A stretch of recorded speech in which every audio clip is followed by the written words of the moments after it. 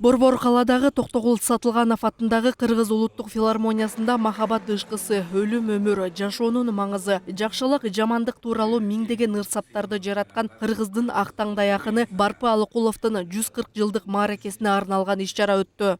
Колуна кобуз кармаган ушундай кыргыз төкмөлүк дүйнөсүндө өзгөчө түрк менен чыгып, кыргыздар акындар дүйнөсүнө бүлүк салып, башкача добуш менен келип, барк деп ушундай бүт элдин сыймыгына айланган кыргыздын улуу инсаны.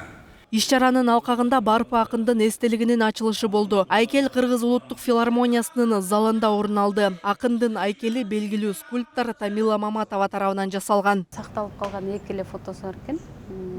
Ошол жыл акыркы жылдары жашоосунун акыркы жылдарынан учурундагы фотолор экен. Ошол эки фото колдонулду. Сыймыктануу менен өзгөчө бир шыктануу менен жасадым.